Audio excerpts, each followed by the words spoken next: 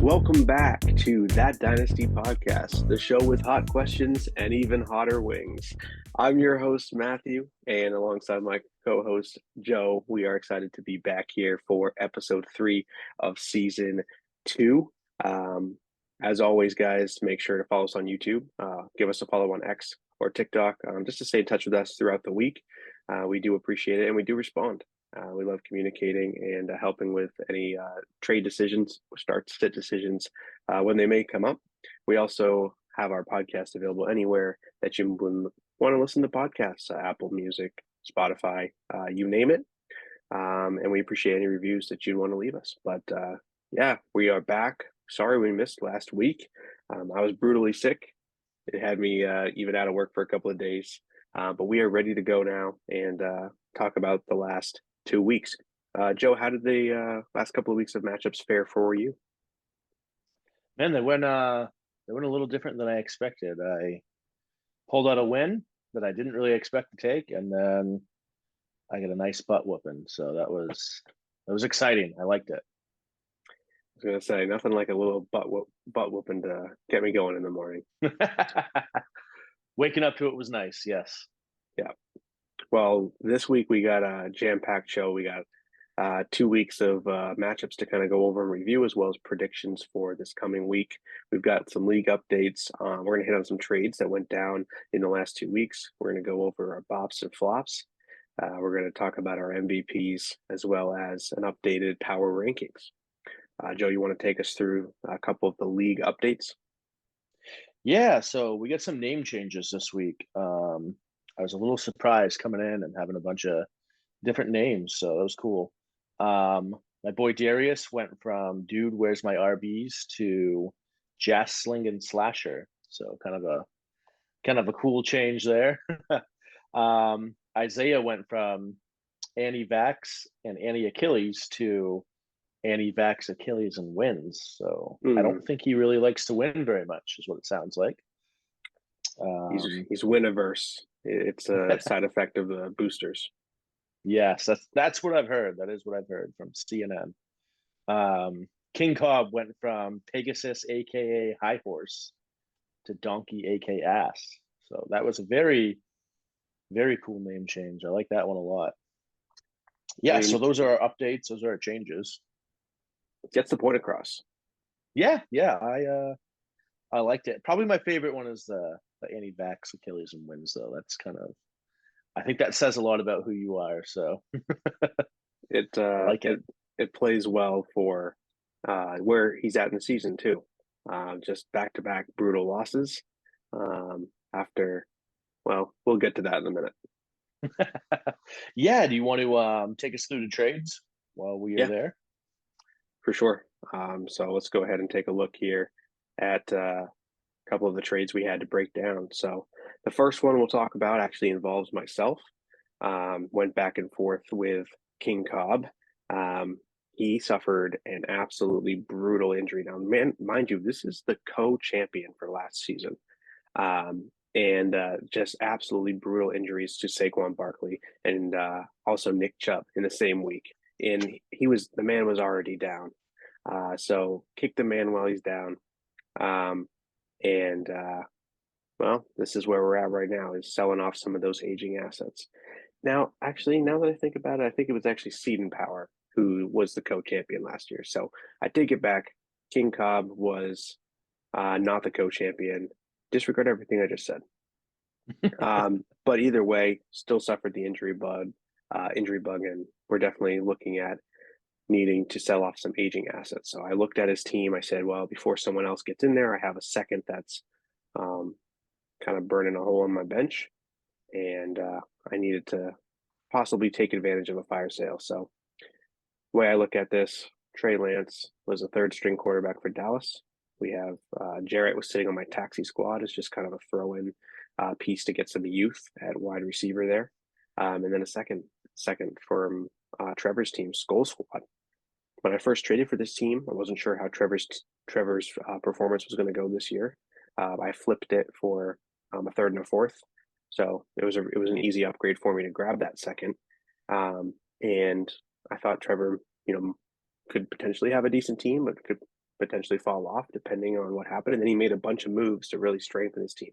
I don't feel so confident in that being even a mid round second pick at this. I feel like that's going to be a late second round. I think he's proven to be a good team this year. So I felt fine moving that pick for a little bit of wide receiver depth, which we'll talk about more later. It turns out might end up paying out for me dividends down the road. But you told me you didn't really like this trade. What are you thinking? Yeah, man. I think Lance and Jed are kind of throwaways for me. Not really too interested in those guys. Lance could turn out to be something if Dak takes an injury down the road or something. But the second for a guy that might have another half a season left in the tank is kind of how I view Hopkins. So I wasn't super into that. I think Hopkins is on a team that you kind of go to die to if you're a wide receiver. So that's what it always seems like. So yeah, I wasn't super excited about a second for Hopkins, but you needed a Yeah. wide receiver, so you made a move. Well, I mean, the other thing too is Hopkins, has always been underrated, and people always sell low on him. And he typically shows up and is, as clutch as ever. Will he be limited by his quarterbacks? Probably. But we'll see what happens. I'm hoping it doesn't turn out like when Julio Jones went to Tennessee. So we'll see what happens at the end of this. Next trade actually involves you. Yeah. So let's see here. You gave up Kirk Cousins to Seed Power and received a 2026 second round pick and a 2025 fourth round pick. So we're talking years in the future being invested for Kirk Cousins right here. Talk to me about how good are you feeling about this trade? Man, I really like this trade. I kind of viewed it as I think I got Kirk Cousins in my Jalen Hurts trade, which I got 2 first rounders for. So I was pretty happy with that one, getting the 2 first rounders back, and then Kirk, who I thought I could move for, I don't know, maybe a third or something like that. And he proved to be, a good quarterback so far this year, putting up some good points. So I pulled a second out of him. A fourth I kind of view as a throwaway. I traded, a fourth later on in this week, but I like it. I like getting a second out of Kurt. That felt pretty good. I like it too. I think that by the time 2026 comes around, Kirk Cousins wouldn't like. Well, let me backtrack. By the time I think your team is competitive, Kirk Cousins is probably not a viable option at that point. So to try and move off of him now to give you an extra 2026 second round pick is great. I think that even if you don't end up using that pick, it gives you something to like maybe move for another piece later and combine for a trade piece. So it's good to have the extra ammunition for sure. Yeah, I definitely like it. You were also involved in the fire sale aspect here of the final trade we're going to talk about. So we had you receiving a 2025 first round pick from Darius, 2 years out, first round pick, the commish himself, in exchange for David Montgomery and 2 fourth round picks, one of them being the previously acquired fourth from Seed and Power in 2025. How did this trade come about, and how you feel about this? Man, I feel pretty good about this trade. Me and Darius had gone back and forth for honestly probably a week. Just throwing offers back and forth, trying to get something done. I think I told you about 2 weeks ago Montgomery's going for a first round pick. And I don't think you thought I would get it, but I did. And it feels good. It feels good. I think he's a valuable piece for Darius. I think he'll do decent with him. And I think he needed a running back at this point. So I think it was a decent trade for both of us. If it's overpay, I mean, that was his asking price. I told everybody in the league he's not going for anything less than the first. So Our I exact feel good text about it. messages. Our exact text messages. I just pulled them up. You said um, you were talking about like a deal that maybe you were working out at the time, and you said, "Would you trade Montgomery for blank?" And I said, "I think I'd probably want Montgomery in that situation." And you said, "I want a first for him." And I said, "Don't think that'll happen." and and you said, "I'm close. I'm close with a guy." Yeah. And my reply was, Me too. But that was unrelated, separate reply thing. So I was a Uh, doubter, but you made it happen. there were a You couple people. There were a couple people that were very close with the first round pick for him. So it wasn't just Darius that was getting close on that. I don't love Montgomery long term. I think he's going to be decent this year. Maybe provide some value next year, especially with the amount of money that they're paying him. It's not like you're going to pay him to sit on the bench. You know what I mean? Mm. Um, and I think Darius needed a running back desperately. In fact, this trade changed his entire outlook for his season to the point where he named his team. He renamed his team because now he knows where his running backs are. Um, so nice job moving some of those assets. I think at this point you're left with Javonte Williams as your last like movable asset. Um, yeah, it's the rebuild is commencing. It's fully in effect. I think I told some people earlier this week. Building around Zay, Tua, and Gabe Davis, who I get a lot of laughs at that one. But Well, I mean, we'll see if the Bills feel the same way about building around building around Gabe Davis. I don't hate the guy, but man, a lot of ups and downs there for sure. yeah, for sure. All right, so next section we're going to actually go into. We haven't done it yet this year, but I'm excited to bring back our bops and flops segment. If anyone's really good with graphic design, hit me up. Hit us up on the socials. Send us an email. We'd love to connect with you and be able to kind of design some cool graphics for our different segments. But we're going to go through our top three bops and top three flops from week 4. I'll take us through the bops here, starting with number 1, guys. We can't go a week without talking about the incredible onslaught from Miami's offense in a 70-20 victory over Denver. Just their top 3 running back and pass catcher put up a combined 127.2 points. Absolutely phenomenal. So it started off with Devon Achane at 51.3 fantasy points. He rushed for 203 yards, 2 rushing touchdowns, and 2 receiving touchdowns.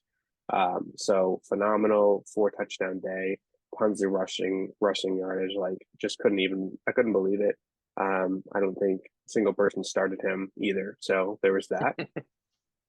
Um, and then we had, Raheem Mostert. A lot of people were on him in DFS for daily lineups. I started him in a lot of leagues. Just felt like it was going to be a decent matchup. And also there's a lot of injuries. He rushed for 82 yards. All right. 60 receiving yards. Okay. 7 receptions, 3 rushing touchdowns, and 1 receiving touchdown. Phenomenal work on his part. And then we had Tyreek Hill. 30.7 points, 9 receptions, 157 yards. Man can't be stopped. A receiving touchdown on 11 targets as well. Like I said, phenomenal week for these guys in one of the most historic games that we've seen, I think, since the 70s. It's the highest scoring game since the 70s. And we'll be talking about this game for a long time, I think. My number 2 bop of the week, Keenan Allen. The man, I think this was a week for the old man because Keenan Allen, 31 years old, but never been younger. Just an absolute massive target load. I mean, take a look at this. He doubled his targets for week over week. 20 targets seen in this game. He was the wide receiver 1 on the week. He had 18 receptions for 215 yards. He didn't even catch a touchdown, and he was the wide receiver 1 on the week. So just a phenomenal job. This comes off of the wide receiver 1 finish the prior week as well, where he had another 8 receptions for 111 yards and a touchdown. So Keenan Allen has been going to work. His 10th season in the league, or 11th season in the league now. Man, guy crushed it. Chargers now without Mike Williams. I don't see this volume going away anytime soon. Cheers to Keenan Allen. Speaking of old men, Adam Thielen is my 3rd bop of the week. 33 years old, or years young, I should say. he looked fresh out there. I'm not gonna lie. I was watching the game because I had nothing better to do, and man, he was running routes. He was dodging defenders. He was spinning. He was catching. He was doing all sorts of things out there. Dude looked like he was, faster than George Pickens out there. Well, at least faster than Najee Harris. That's not saying much though. That's easy. Um, he saw 14 targets, 11 receptions. He had one touchdown. 145 years old, and this old man. He plays four. He plays knick-knack on the floor. Anyways, great job to Adam Thielen, my Bob of the week. I Joe, like you it. want to take I us like it. through some flops? Yeah, man, we got some flops. We got some flops. My first flop of the week is Daniel Jones, and this was just an atrocious game from Daniel Jones. Mm. Um, Even more so the Giants O line, just a real brutal game. So if you started Daniel Jones in your lineup, you had zero touchdowns, really no running yards at all. The biggest reason you pick Daniel Jones, is he has some running ability. Usually gets you a few TDs and nothing this week, nothing. 2 weeks ago he put up 2 points. I mean that's 2 bad weeks from this guy to start the season. Is not a exciting thing at all. My second flop of the week is T. Higgins. Now, if you watch this game, this was another rough game. He had 8 targets for 2 receptions, and it wasn't really poorly thrown balls. It was a lot of balls in his chest that kind of just bounced off and ricocheted off his chest plate. So that was a rough game overall for the Bengals. They pulled out a win, but just not a very pretty win overall, and not a pretty game whatsoever for T. Higgins. So let's hope for a bounce back week this week, but we'll see what happens. And then my third flop of the week is Calvin Ridley. Yes, he put up 7 points. He had 40 yards, 3 receptions, nothing special, not the biggest flop, I guess, of the week. But man, Calvin Ridley coming into this season was pretty hyped up with Trevor Lawrence, and neither one of them have really looked good after their first game together. Coming out of week one, I think we were all expecting Calvin Ridley to be a top 10 receiver, and he just hasn't really proven that true. So 3 receptions for 40 yards is a very low game for Calvin Ridley. So not a very exciting thing for your wide receiver one or wide receiver two on your team. So those are my flops, and they are definitely flops for sure. No doubt about that. Well, I'm going to go ahead and move us into the next section of what we're going to talk about here. We're going to go over our matchups from week two, which we did predictions for. I'm just going to kind of breeze through these, and then we're going to go over the results for week three, which we did not do any predictions for. So we're just going to talk about that. And then we're going to look at kind of who were the MVPs of week three, who made the biggest difference for their teams, whether that be because of helping them to win or helping them to lose by sitting on the bench. So without further ado here, let me share my screen.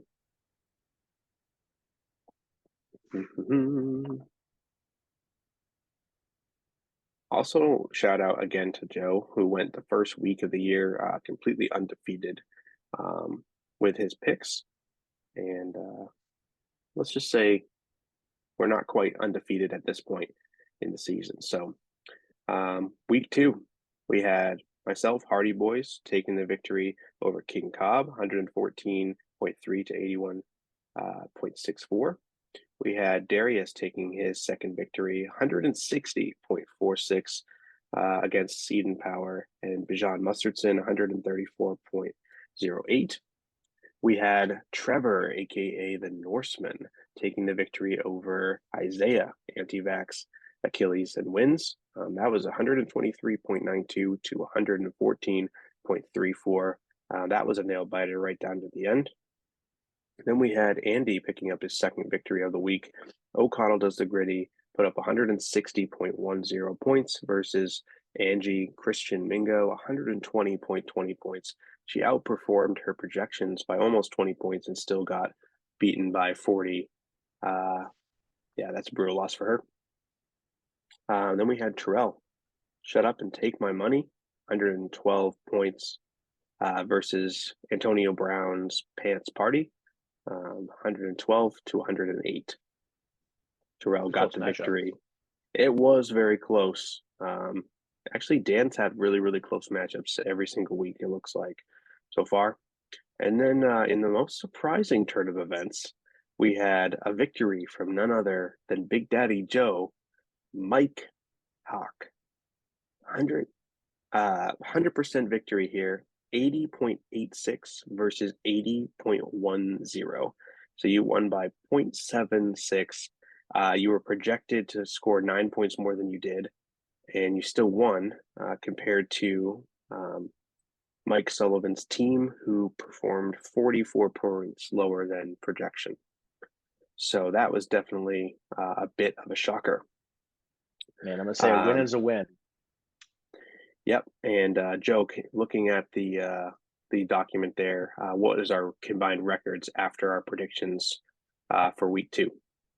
So after week 2, you are 6-6, and then 50%. Big Daddy Joe is 9-3. 9-3. Oh my word! All right. Well, that's not good. We're gonna have to make up some ground fast on that. Yeah, I mean, you went undefeated the first week. I already knew it was going to be a challenge, but I lost some ground for sure with some wrong picks in week 2. In week 3, though, I definitely have been picking the right people to start. I managed to pull out a victory, 167.56 versus Andy's 140.56. So pretty high scoring matchup for both of us. And Andy took his first loss of the season. Remaining undefeated as well is Darius, 167.98, just absolutely destroying Big Daddy Joe by almost 100 points. So 167 to 78.76. And then we had Seed Power, Bajan Mustardson, taking his second victory with 184.78 points versus Kadarius All Hands team, 135.8. So a 50-point smackdown there. And that was absolutely brutal.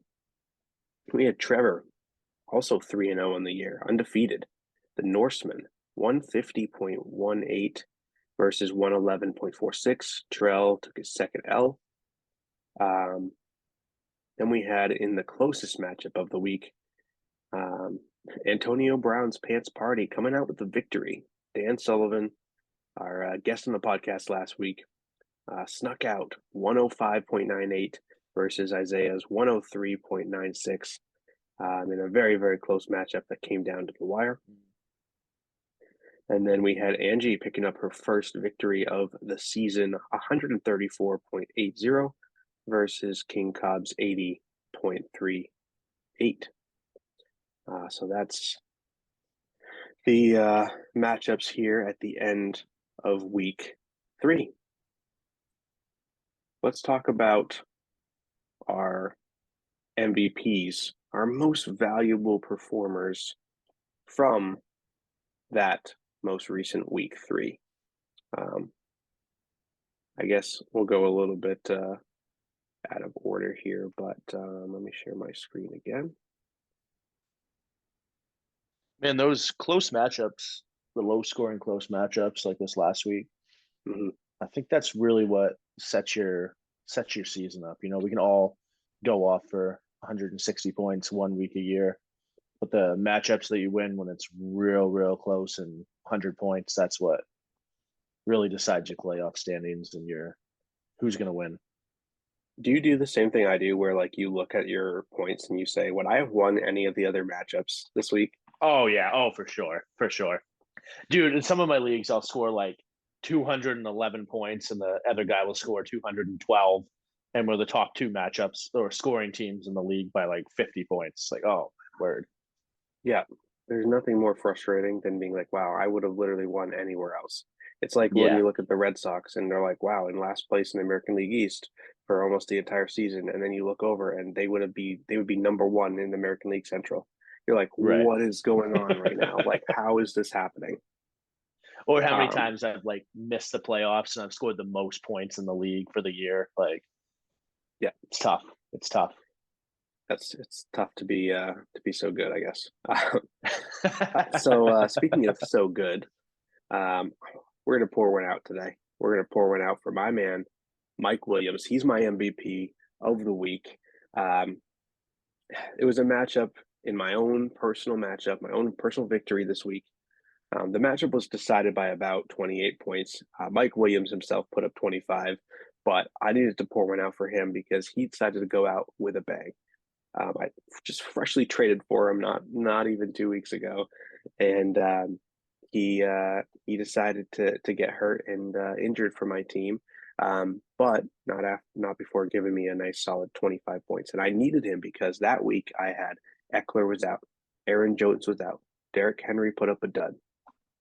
We had Gus Edwards put up a dud. We had Hunter Henry put up a dud, and we had uh, Devontae Adams was questionable up until game day, and I was like, "It's all you, Big Mike. It's all you." And he did not disappoint. It was a very, very close matchup. He had 7 receptions, 121 yards, and 1 touchdown before tearing, I think, his MCL.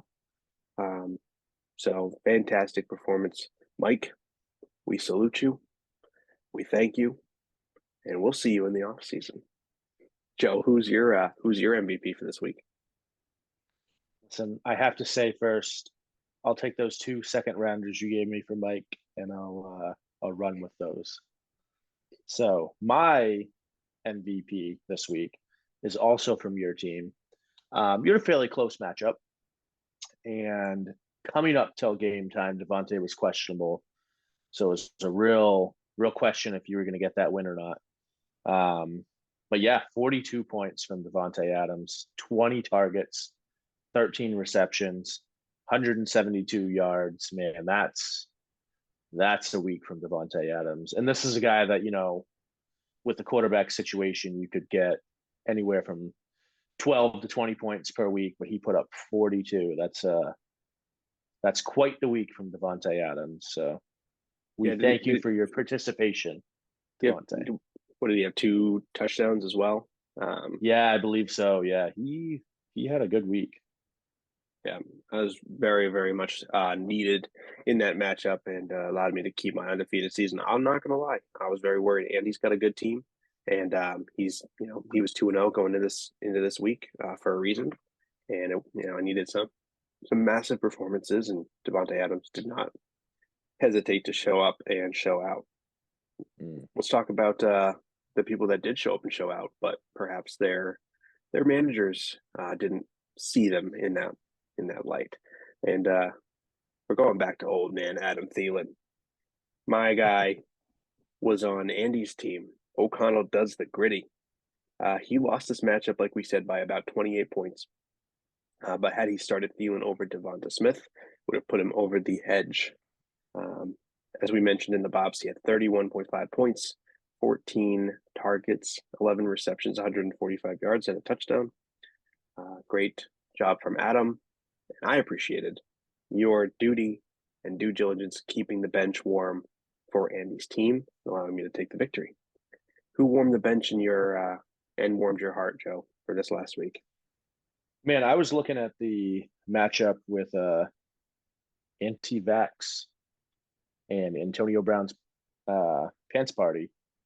And man, Jerick McKinnon, if he just had started Jerick McKinnon, if Isaiah threw him in his lineup, maybe over like Calvin Ridley, who was one of my flops, or T. Higgins, who was one of my flops, man. Isaiah really got the bone this week with some flops. That's rough, but one move could have won that matchup for you, bud. One move could have taken you from 1-2 to 2-1. So all in your bench, all in your bench. Sometimes our best players are left on our bench, but that's okay. Maybe next week you'll Absolutely. start him. I I doubt that. I doubt that. No, man, it's so tough with Jerick McKinnon because he's so Mm, pass dependent. Like if you look, he got barely any usage in the rushing. In rushing, I think it was just two passing touchdowns that he caught, and that's always been his thing. Is like he's the passing guy. If Mahomes is going to throw for a couple touchdowns, they're going to go to McKinnon, yeah, and that can be definitely infuriating when you're trying to start Pacheco, which I think Isaiah also had. So it's like, who are you going to play? Are you going to play Pacheco? Are you going to play, you know, McKinnon? Are you going to play both of them? Like, I don't think that's a situation that ends well for anybody having to play no. both of them. Um, so it's kind of a lose lose, no matter which way you look at it. But thank you for warming the benches, Mr. McKinnon. I like him a lot in DFS. I like to sneak him in there. Yeah, I was gonna say you can buy him pretty cheap in DFS and throw him in as your RB2 or your flex, and maybe start D Swift Isaiah. Maybe throw him in your lineup. He seems to be doing good, and you got him pretty cheap from me. So we'll see what happens. This is true. All right, let's take a look at this upcoming week and let's make some predictions here. What's the first matchup we need to take a look at? Oh, all right. What do we got? Let's take a look at your matchup first. Let's see what you All got. right. All right, so we'll go. We got the Hardy Boys versus Terrell's Shut Up and Take My Money. I'm projected to win 67%, 132 points to his 99.85 points. I know it says Aaron Jones is out, but that's for Thursday night, and I don't think that's been confirmed yet. So the starting lineups that we have is Deshaun Watson versus Jordan Love, Jones versus Sanders, Derrick Henry versus Pacheco. Speaking of Pacheco, how did he get Pacheco? Let's see. Oh, he traded Pacheco. Oh, did we talk about this trade? September I don't 14th. know if we did. I don't know if we did. Oh, yeah, I don't even know if we did talk about this trade. Huh. I did So not even he see this trade. so he traded um and got Jordan Love, Jahan Dotson, and Isaiah Pacheco and gave away DJ Moore and a first round pick to Isaiah. Wow. I don't love that Oh, trade for Terrell. He's not gonna have his that's gonna be a high first round pick. He gave up yeah, that Dotson, is. Pacheco, and Love. Huh. Gonna go out there and see if I can get me that first round pick. I mean, that's what I'm saying. Um, I mean, I guess what was his other option at quarterback? Jimmy Garoppolo, Ryan Tannehill. Yeah, Yeah. I mean, it's Jordan Love is an And upgrade. Jordan loves putting up points. Yeah, he's not a scrub by any means. I mean, he's a scrub for a NFL starting quarterback, but a fantasy starting quarterback.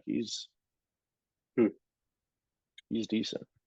So he's got Pacheco now. He's got Love. So Love, Derrick Henry versus Pacheco. We've got Amari Cooper versus Puka Nakua. Love that dude. Best name in the league. Tyreek Hill versus Tyler Lockett, Dallas Goedert versus Tyler Higbee, Devontae Adams versus Marquise Hollywood Brown, and Austin Eckler versus Marvin Mims. Chiefs defense versus the Jets versus he has Buccaneers starting against New Orleans. Who are you taking in this matchup? I'm gonna have to go with the Hardy Boys. Although, man, Tyler Lockett could go off anytime. He's always been known to put up 30, 35 points a couple times a season. So he's already Mm, put up what 25 once this year. So he could go off, but I'm still gonna go with the Hardy Boys. I appreciate the support, bro. I'm gonna have to take the Hardy Boys as well. I think that just based on like one-on-one matchups, there's a lot of things that have to go right. Um, Hmm. for Terrell to really have a solid week. As you can see just by the projections, that doesn't mean that I don't think it's possible he beats me. I think it's definitely possible, but Marvin Mims has to go off and Marquise Brown and Tyler Lockett all in the same week. Whereas I think that a lot of the guys I have like Tyreek Hill, Devontae Adams have a pretty safe floor. So I think it's Yeah. it's a little bit of a safer matchup on my side. So put While those we're in down here, for. are you Mhm. selling high on Puka Nakua, or are you keeping him? If you have him, do you sell high or do you keep him? I think you got to keep him. Like, take a look at this: 15 targets, 20 targets, 7 targets. Um, over his first 3 games, he hasn't caught a touchdown yet, which is kind of surprising. But Hmm. 119 yards, 147 yards, 72 yards. Um, you know, he's a rookie. Cooper Cup's not going to last forever, and the fact that he already has shown the chemistry. Like, think about when Cooper Cup got injured last year. Yeah, Stafford no one didn't had just chemistry. No one had chemistry. Stafford didn't just pick it up, and just start hucking it to, Van Jefferson. So, Mm. I mean, I kind of look at him as definitely having someone who has a lot of talent. I wouldn't trade for him right now. I think I'd wait for Cup to come back and him to come back down to earth a little bit, and then I try to trade for him. Mm. But he seems like he's the real deal. I'm pretty stoked. Seems like he's what did he go in the rookie draft? Let's just see. Fourth round pick. He was a 407. Shoo. See, that's why Darius wanted those fourth round picks Yeah. from you so bad. Yeah, it is. Yeah. All right, I see you. All right. All right, who do we got next? What's the next matchup? You got Jastling and Slasher. Let's Yes, see. versus Antonio Brown's pants party. All right, Man, this is a good matchup. so we've got Josh Allen versus Lamar Jackson, James Conner versus Damian Pierce, Zach Moss versus Tyler Algier, Stephon Diggs versus Drake London, McLaurin versus Pittman, Mark Andrews versus Juwan, my boy Johnson, Travis Kelce versus Kendrick Bourne, Keenan Allen um, versus Christian Kirk, and the Cowboys defense versus the Steelers defense. Who are you going to take? Man, I'm gonna take. It's almost kind of deceiving when you look at the matchup because you start off with like Connor, Moss, McLaurin, but then you get down to Kelsey, Keenan Allen, Diggs. I think I'm gonna take Jastling and Slasher. Yeah, I'm leaning the same way. He traded for Montgomery and he's can't even play him yet. But yeah, I'm feeling the same way. I think that Dan has a really good team that he's put up here, but it does start to fall apart when he has to start Kendrick Bourne as his Yeah, options there. I hope Zach Charbonnet shows up. Kamara, I hope that he comes back strong and has some really decent options. But I think that from a depth perspective, you know, they match up really well until you yeah, start getting to the wide receivers, and then you start getting to the tight end, and then you start getting to the flex, and it's like, okay, all right, I think changes. Yeah, Darius has this one. he So does have Brandon Ayuk on his IR though, so and he may play this week. So let's see what happens there. yeah, but if he plays and starts over Kendrick Bourne, you're talking maybe a 10-point difference, whereas it's Yeah, projected right now to be a 40-point difference. So we'll see. yeah, yeah. Obviously, anything could happen, but I definitely think that I'm going to lean with Darius in this situation. I am as well.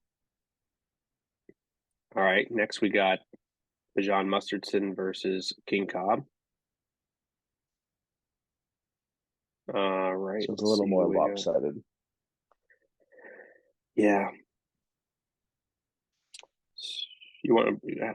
Why don't you go through the breakdown on this one?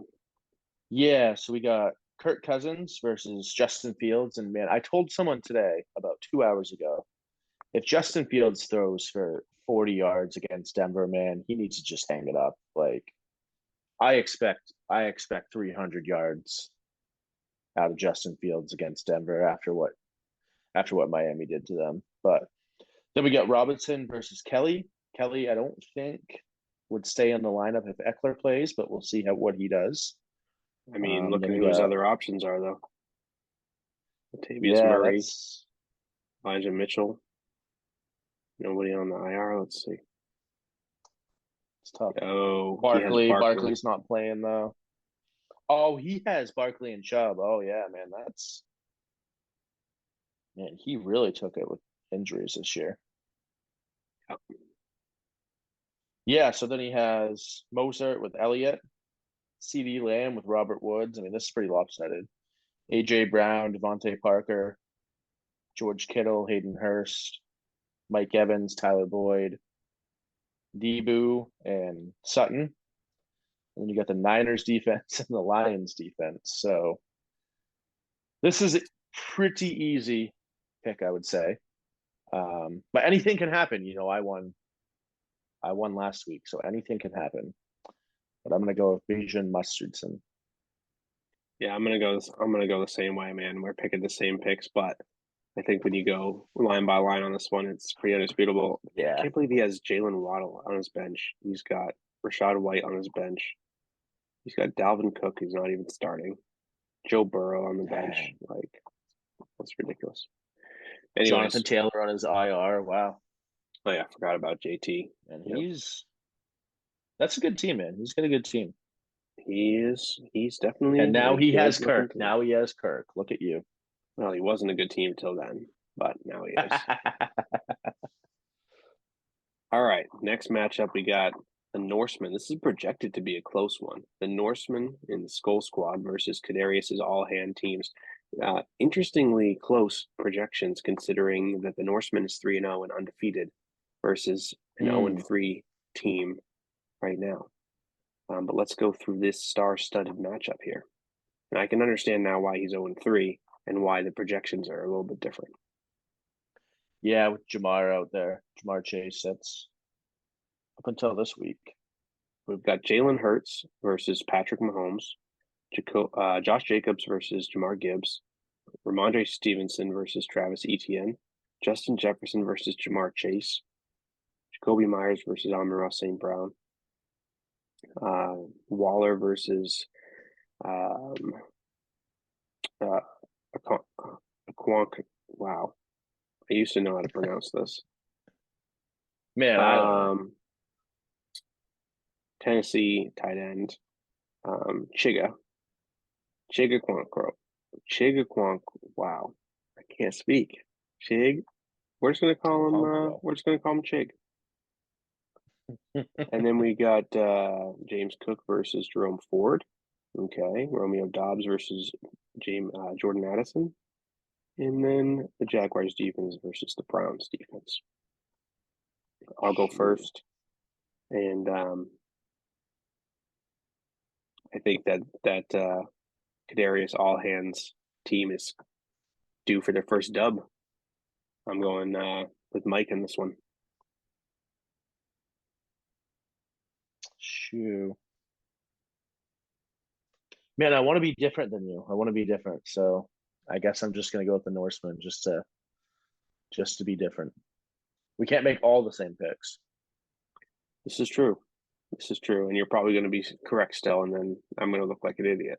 But the biggest like Darren Waller and the other guy, Konkwu or whatever. Mm-hmm. Darren Waller has kind of been a dub so far. Like he hasn't really done anything. He had a 16-point one good game. Yeah, he had one good game. I mean, I guess that was the one good game that the Giants had. So and that was against the Arizona team, which had a surprisingly good game the next week. These guys are all over the place. I don't know, but the thing that's encouraging with Waller is that his target 5, 8, 7. I think that it's just a matter of time before he has some things fall into place for him. Yeah. But I like Jamar Chase and St. Brown. I really like Jerome Ford. I like Gibbs picking up extra workload this week against Green Bay. I love, the Mahomes matchup. Always solid. So yeah, I think it's going to be a good week for him, and I'm going to go with Mike. We'll see what happens. We got 2 matchups left. Another relatively close one here. We got Isaiah, anti-vax, Achilles and wins versus Christian Mingo. We got Dak Prescott versus Justin Herbert, DeAndre Swift versus Tony Pollard. I think he heard you about starting Swift. We got Joe Mixon versus Madison, got T. Higgins versus Raheed Shaheed. We've got DK Metcalf versus Tutu Atwell. We've got Evan Ingram versus Laporta, tight end for Detroit. We've got Ridley versus Quentin Johnson. And we've got Judy versus Calvin Austin, wide receiver for Pittsburgh. Saints defense versus Patriots defense. Who do you got in this one? I'm going to take Isaiah, anti-vax, Achilles and wins. I think he might actually want to get a win this week. But I would say I do like Tutu Atwell. Like, he seems like a good player to me. He's put up some decent points so far this season. He's getting a good target share. Yeah. He was a 26th round pick. I had him in a lot of rookie drafts, like late back in 2020, whatever year he was rookie, 2022. And he never panned out. And so I dropped him everywhere. But I literally had so much Tutu Atwell on my taxi squads and stuff like that. And this year is making me look like a fool. Man is crushing it. He's been consistent. He's getting consistent targets. So, yeah, which all could change when Cooper Kupp comes back. But this is true. I do think that this will be a lot closer matchup. Than it looks like on paper right now, because Dak versus New England's defense. I don't think Dak's going to have a very good game. And obviously, there's been some hit or misses with Isaiah's team, like with Mixon, with Higgins, with Judy, with even Ingram and Ridley. There's a lot of hit or miss there, but I think I'm going to have to go with Isaiah on this one.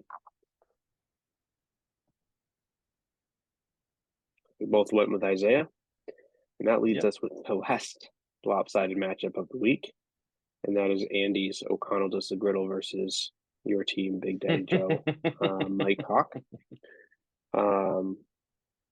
He's got Dobbs starting versus Tua. That's, I think, the one area where you have him beat. Then you've got CMC versus, Javonte Williams, Kyron Williams versus DJ Dallas, George Pickens versus Paris Campbell, Chris Olave versus Gabe Davis, Hawkinson versus Darnold Parham, Devontae Smith versus Zay Flowers, Kenneth Walker versus Palmer, and we've got the Ravens versus the Chargers on defense. I think that we don't really need to talk about this too much. We're obviously going with Andy O'Connell on this one. Yes, we are. All right. Well, that is our matchup predictions for week 4. Let's see. I think that brings us to the last thing we needed to do today, which was go over updated power rankings. So we actually plugged the numbers in with 2 weeks of data. So there, maybe some bigger movements than expected, maybe some surprises on here. But without further ado, it'll be updated power rankings as of week 4. Coming in dead last place, dropping 2 spots in the power rankings since last update, is King Cobb, aka Donkey, number 12 in the power rankings. And then we have coming in at number 11, Joe.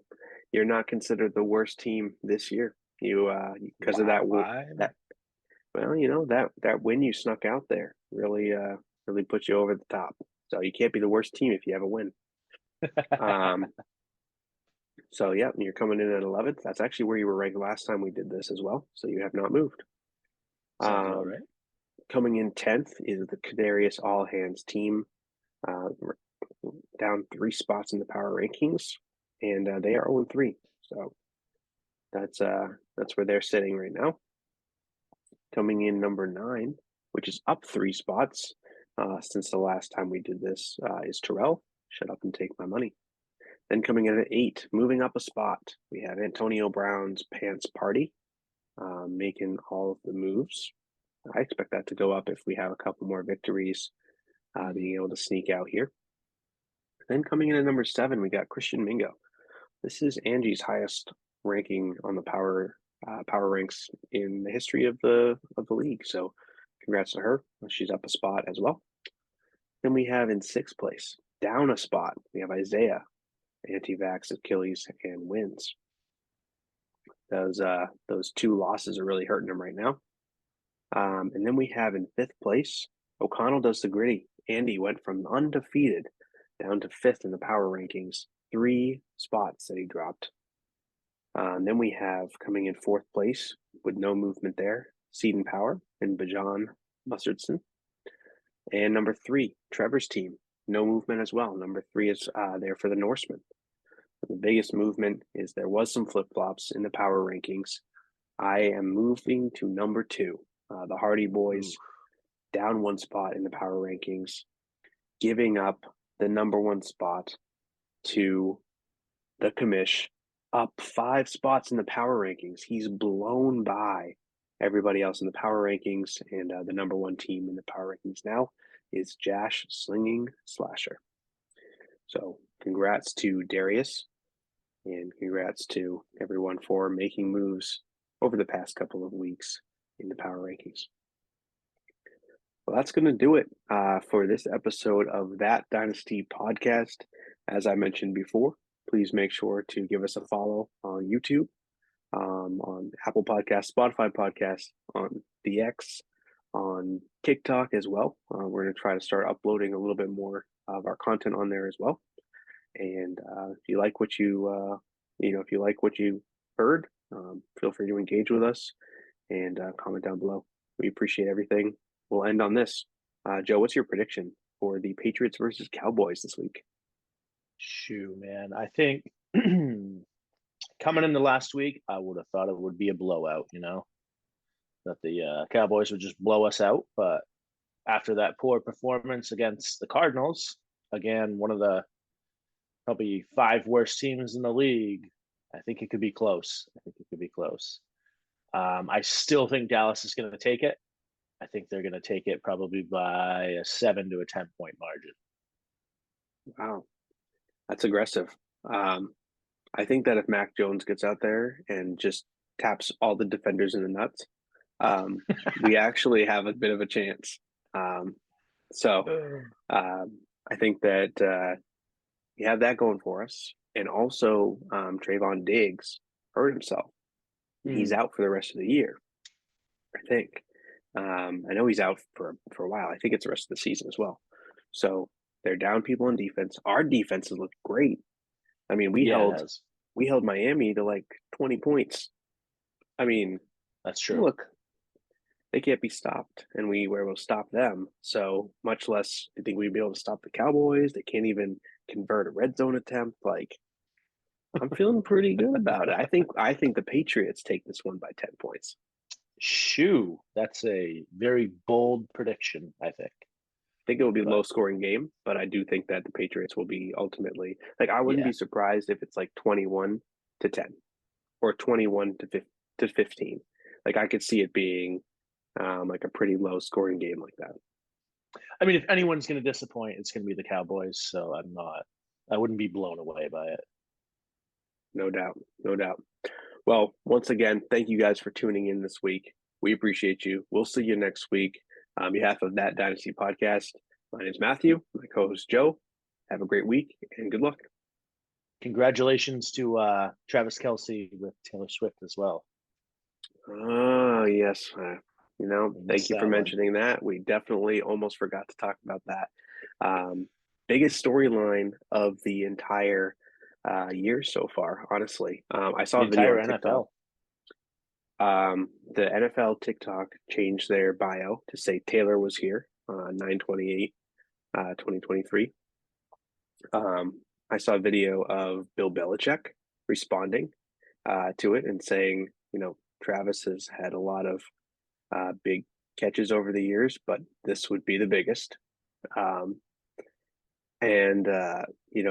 Just really taken the world by storm. I saw video clips of all of the Chiefs players on the field looking up and noticing she's there and being like, what? Like, just freaking out. Can't really hate it. It's a little bit overdone, but good for him. Yeah. Good for him. Congratulations, Travis.